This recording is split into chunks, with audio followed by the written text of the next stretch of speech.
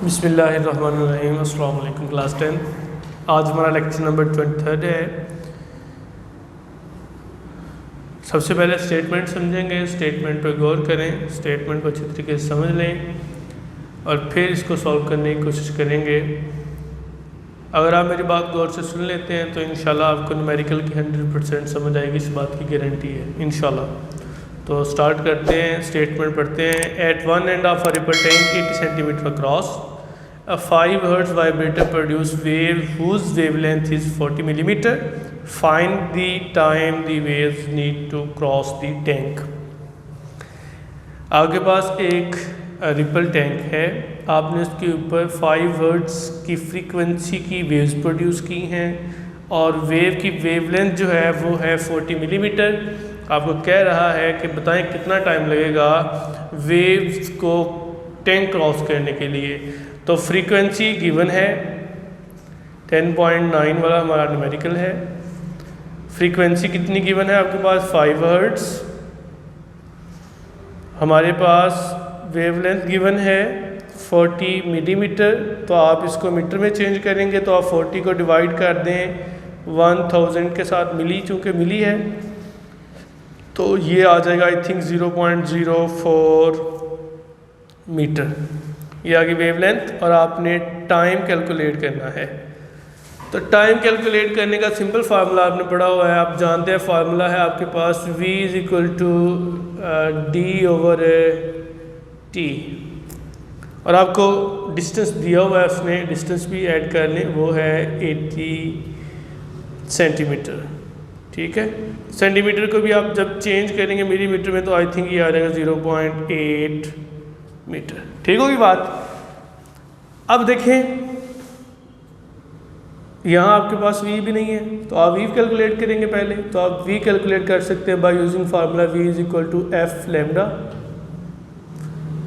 यहाँ t calculate करना था, t तब ही कैलकुलेट होगा जब आपके पास v होगा। तो v नहीं है आपको स्टेटमेंट में दिया हुआ तो आप v कैलकुलेट कर लें, क्योंकि आपके पास फ्रीक्वेंसी भी है और लैम्डा भी है, दोनों को मल्टीप्लाई कर दे v आ जाएगा। ये कोई मुश्किल काम नहीं है।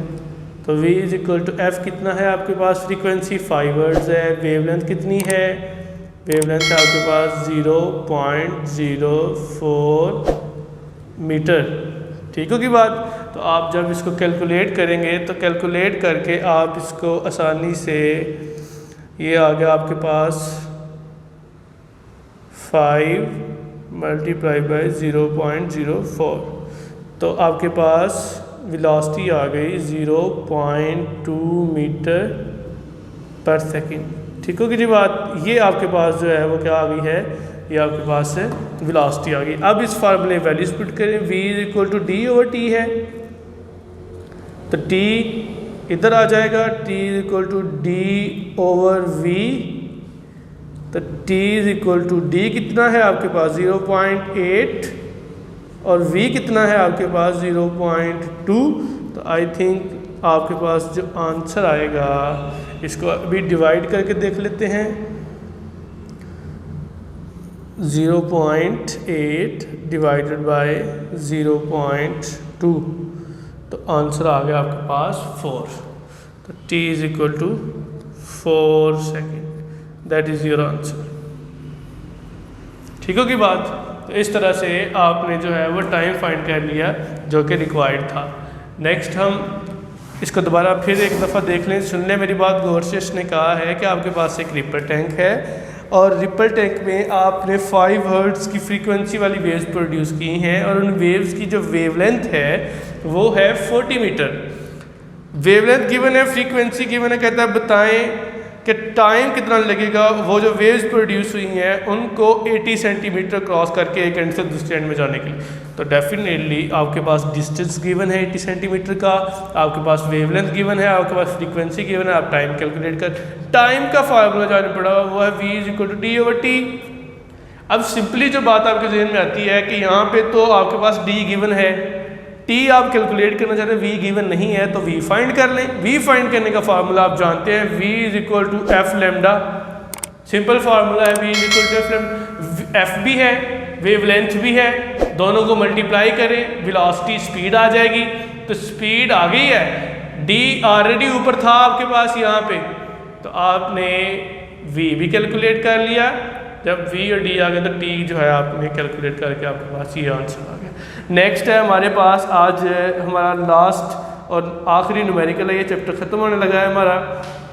अब देखें क्या कहता है लास्ट न्यूमेरिकल में, what is the wavelength of radio waves transmitted by FM station at 90 megahertz.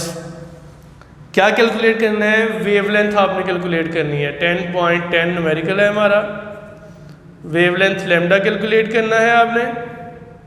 Length frequency कितनी है 19 मेगाहर्ट्ज़, और मेगा किसके इक्वल होता है, आपने पढ़ा हुआ है 9th क्लास में कि 90 × 10⁻⁶ हर्ट्ज़ हो गई है। ठीक हो गई है, फ्रीक्वेंसी आ गई है। वेव 1 मेगा इज इक्वल 10.6 उसने बता दिया। And speed of the radio waves, और स्पीड कितनी है 3 × 10⁸ मीटर पर सेकेंड। तो बाय यूजिंग फार्मूला सिंपल है ये, क्या फार्मूला है, v is equal to f lambda. Lambda calculate करना चाहते हैं, एफ मल्टीप्लाई और इधर आके डिवाइड हो जाएगा, v ओवर एफ, ये आ गया lambda. So lambda is equal to v कितना है 3 × 10⁸ divided by 9t multiply by 10⁻⁶ आ गया। तो आप इसको अगर कैलकुलेट करेंगे तो आंसर आ जाएगा आपके पास 3.33 metre. That is the wavelength of the waves. ठीक होगी बात, तो कैलकुलेट कर लीजिएगा इसको आप। कैलकुलेटर की ज़रूरत है इसके लिए, मेरे पास सिंपल कैलकुलेटर है, तो आप इसको अच्छी तरीके से जो है वो कैलकुलेट कर लेंगे, आपके पास आंसर आ जाएगा 3.3 मीटर। तो ये आपका चैप्टर 10 जो है वो कंप्लीट हो गया। कल चैप्टर 11 हम स्टार्ट करेंगे। तो इंशाल्लाह आप इन न्यूमेरिकल्स को घर बैठ के अच्छी तरीके से इनकी प्रैक्टिस करें, मेरी बातों को गौर से सुने, इंशाल्लाह समझ आपको आएगी। बाकी इंशाल्लाह नेक्स्ट लेक्चर के अंदर हम नेक्स्ट चैप्टर स्टार्ट करेंगे। वस्सलामु अलैकुम वरहमतुल्लाहि वबरकातुहू।